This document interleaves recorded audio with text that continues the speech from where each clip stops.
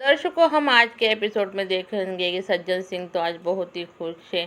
लेकिन आगे बढ़ने से पहले एक बात ज़रूर बताएंगे कि जैसे कि आज आरुषि की मुदी का ही है और मुदी का ही में जो कुछ भी होने वाला है, आरुषि प्रतिज्ञा से कितनी बदतमीजी से बात करती है ये भी हम देखेंगे। लेकिन वैसे आज तो ठकुरानी किचन में आ गई है और जैसे ही प्रतिज्ञा आती तो ठकुरानी कहती है, आइए महारानी विक्टोरिया, आप ही का इंतजार था। नींद खुल गई आपकी? 10 बज गए। तभी केसर कहती है, जानने देना अम्मा, रात को बहुत देर तक काम किया प्रतिज्ञा ने। अरे तो क्या हुआ, हम भी तो काम करते थे रात रात भर, हम तो नहीं सोए इतनी रात तक। एक जिसने एक दिन काम किया तो क्या बड़ी मुसीबत आ गई। तब तक तो सर ठाकुर सिंह किचन में आ जाते और कहने लगते, देखो ठकुरानी, आज जो भी खाना बनाएगा, जितनी मिठाई बनेगी ना, वो एक नंबर की होनी चाहिए। आने वाले मेहमान सारे उंगली चाटते जाने चाहिए। और इधर प्रोफेसर जी के यहाँ जितने भी आरुषि के कपड़े रहते हैं ना, प्रोफेसर जी सब निकाल लेते हैं कपाट से और वो गैलरी में लेकर जाते हो और पूरे कपड़े जला देते हैं आरुषि के और कहते हैं कि आज आरुषि मेरे लिए मर गई है। और ये देखकर तो नैना जी बहुत दुखी होती है और कहने लगते, अरे आप ये क्या कर रहे हैं, आरुषि के कपड़े क्यों जला रहे। लेकिन प्रोफेसर जी सुनने के मूड में नहीं और अंदर आकर वो एक लोटे में सारे जो कपड़े जले की राख होती है ना, वो भर लेते हैं। और तभी ठाकुर सज्जन सिंह का फोन आता है और कहने लगते, अरे समधी जी, हम बोल रहे हैं ठाकुर सज्जन सिंह। लेकिन अभी भी प्रतिज्ञा के पापा तो बहुत ही गुस्से में, लेकिन ज़्यादा तो कुछ कहते नहीं। तभी ठाकुर सज्जन सिंह कहने लगते हैं कि आपकी एक छोटी बेटी है ना, उसकी मुदी का है, तो आप सह परिवार यहाँ आइए। तभी प्रोफेसर जी कहने लगते हैं कि मेरी एक ही बेटी है और वो है प्रतिज्ञा। आरुषि नाम की मेरी कोई बेटी नहीं थी और वो अभी मर गई है मेरे लिए। ये सुनते ही इधर आरुषि के आंखों में से आंसू बहने लगते और कहते हैं, हम तो आज आएंगे नहीं ठाकुर जी, क्योंकि आज तो मेरी बेटी का श्राद्ध है और हम गंगा किनारे जाकर उसके अस्थियां विसर्जित कर रहे हैं। प्रोफेसर जी की बात सुनकर तो सब चौंक जाते हैं कि ये क्या कर है। लेकिन आरुषि की आंखों से तो बहुत आंसू बहने लगते। तभी ठकुरानी कहने लगती, अरे भगवान, ये क्या हुआ रे। हाँ, मैं तो कभी अपने बच्चों के बारे में इतनी गलत बात नहीं ना करूँ। तभी तो आरुषि ज़्यादा रोने लगती है और प्रतिज्ञा उसके पास आती ही प्रतिज्ञा को आरुषि कहती है, दूर हो जा मेरे सामने से, मुझे कुछ बताने की ज़रूरत नहीं। और प्रतिज्ञा भी रोने लगती। तभी कृष्णा उठकर प्रतिज्ञा के पास आता है, लेकिन ठकुरानी अभी भी मौका नहीं छोड़ती और कहने लगते, अरे ये जो किया किया करा रहा है सारा तुम्हारा तो क्या है। अरे कृष्णा बहू, क्यों रोए जा रही है, तुमको तो मालूम है ना, तुम्हारी जिद की वजह से तो ये हुआ है, वरना हमारी नई की बहू काय को रोती। तभी शक्ति सिंह आता है और कहने लगता है कि मेरी बीबी को किसने रुलाया। और तभी ये देखकर तो ठकुरानी भी मुस्कुरा के ठाकुर सिंह की तरफ देखने लगती, क्योंकि दोनों भाई अपने बीबियों के बारे में बोल रहे थे कि देखो तुम्हारी वजह से मेरी बीबी रो रही है। और शक्ति भी वैसा ही कर रहा था कि तुम्हारी बीबी की वजह से मेरी बीबी रो रही। तभी ठाकुर सज्जन सिंह आते और कहने, अरे चुप करो यारो, तुम क्या लुगाई के लिए मरे जा रहे हो। तभी इधर कोमल आदर्श कहते, देखो तुम्हें आना होता नहीं तो मत आओ, लेकिन मैं तो जाऊंगी। अरे कुछ भी को किसी के शादी हो आरुषि की, मुझे कोई फर्क नहीं पड़ता है। और तभी आदर्श को कुछ कह नहीं पाता, लेकिन वो अपने आप में ही बहुत दुखी है। तभी सज्जन सिंह इधर शक्ति को कहता है, कहाँ जा रहे खटरा नरेश। लेकिन वो कहने लगता है कि कुछ नहीं बाबूजी, मैं उधर ही जा रहा था किचन में। तभी ठाकुर सिंह कहते हैं, देखो अब जो हलवाई आए ना उसके तरफ जाओ और जो खाना बना रहे अच्छे से खाना बनाना है तो उनकी तरफ जाना, इधर उधर झाँक कर भी देखना नहीं। लेकिन क्या करे, आदत से मजबूर है ना शक्ति सिंह। तभी वो जाते ही, लेकिन उसका कमरा बीच में आ जाता है और उसे आरुषि दिखाई देती था। वो क्या करता है, घर की कुंडी लगा लेता है और अंदर जाकर आरुषि के पास जाता है और कहने लगता है कि आरुषि, मुझे माफ़ कर दो, मेरी वजह से एक रात भी निकल गई। तभी इसके हाथ में जो धागा बांधा होता है, पंडित जी ने वो धागा छोड़ देता है और आरुषि के पास आता है और देखने लगता है, आरुषि तुम कितनी खूबसूरत है। अरे भाई शक्ति से अभी कोई आ जाएगा तो क्या करोगे।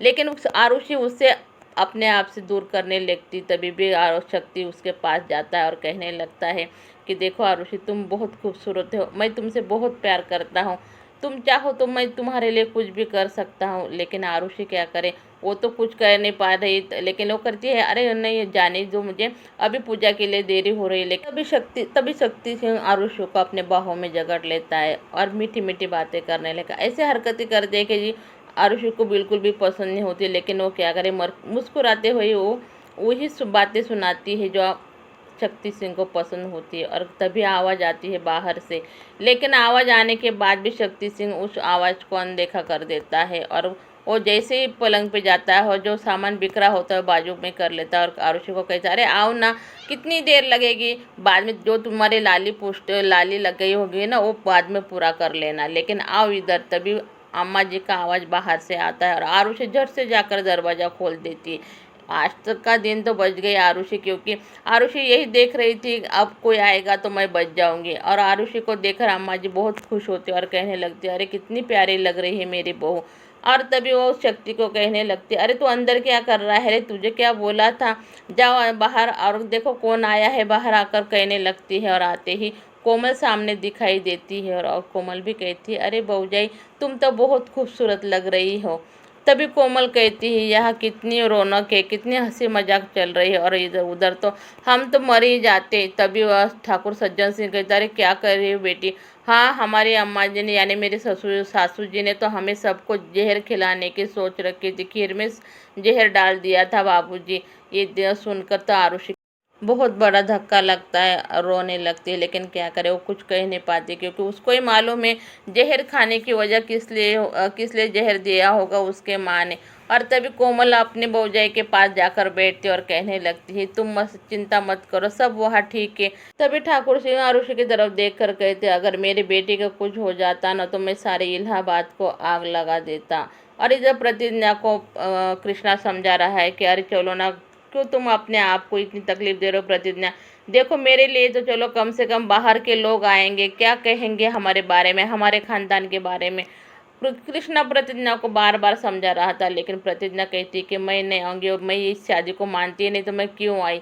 लेकिन तभी भी कृष्णा प्रतिज्ञा को कहता है, देखो मेरे लिए तो चलो, मुझे मालूम है तुम अपनी जिद पूरी करने के लिए कुछ भी कर सकती प्रतिज्ञा। और कृष्णा का हाथ प्रतिज्ञा छोड़ लेती है और कृष्णा कहता है, मुझे मालूम है कि तुम्हारे नज़र में मेरी कोई औकात नहीं। लेकिन कृष्णा जाने लगता है तभी प्रतिज्ञा कहती, देखो कृष्णा, मैं सिर्फ तुम्हारे लिए आ रही हूँ, नहीं तो मैं आती ही नहीं उधर, मुझे कोई दिलचस्पी नहीं किसी की मुँह दिखाई में, मैं उस शादी को मानती ही नहीं। तभी कृष्णा अंदर, ठीक है कम से कम लोगों को लिए तो चलो दिखाने के लिए, नहीं तो हमारी कोई इज्जत नहीं रह जाएगी। और इधर सब दिखाई देते हैं, लेकिन बड़की बहू यानी केसर दिखाई नहीं देती। तो अम्मा जी केसर को लेने के लिए गैलरी में जो खड़े होती है बाहर, उसके लेने के लिए जाती है और कहने लगती है, अरे तू इधर क्या कर रही है बड़की बहू, चलो नीचे। तो केसर कहते, नहीं अम्मा जी हमें माफ़ कर दो, हमने शादी के लिए मंजूरी तो दे दी, लेकिन लोगों के सामने हम हमारा तमाशा नहीं कर सकते। लेकिन अम्मा जी कहती, तुम्हें तो नीचे आना ही पड़ेगा। बेचारी केसर क्या करेगी, लेकिन उसको आना पड़ा। तो उनके अम्मा जी के साथ तो नीचे आ गए दर्शकों।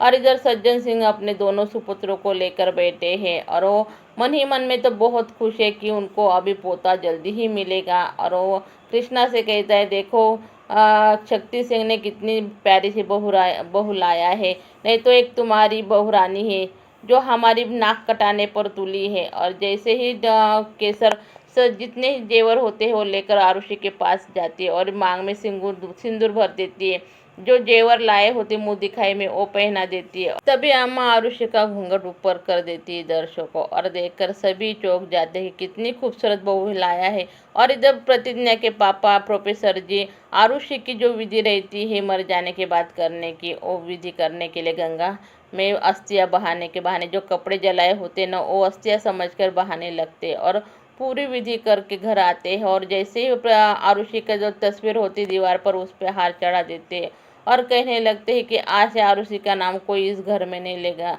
हमारे लिए आज से मर चुकी है।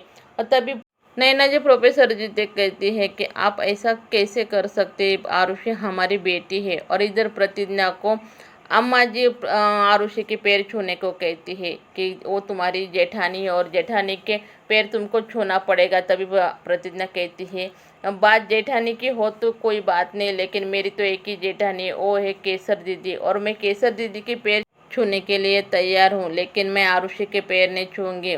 बात बड़े छोटे की नहीं है, लेकिन ये शादी गलत है, मैं इस शादी को मानती नहीं हूँ तो क्या करें, क्योंकि ये शादी गैर कानूनी है। और प्रतिज्ञा की ये बातें सुनकर सज्जन सिंह को बहुत गुस्सा आता है और छत पर जाके वो ठकुरानी से कहता है कि कुछ ना कुछ तो प्रतिज्ञा के बारे में अब सोचना पड़ेगा। दर्शकों, आपको वीडियो अच्छा लगे तो वीडियो को लाइक कीजिए, चैनल को सब्सक्राइब कीजिए।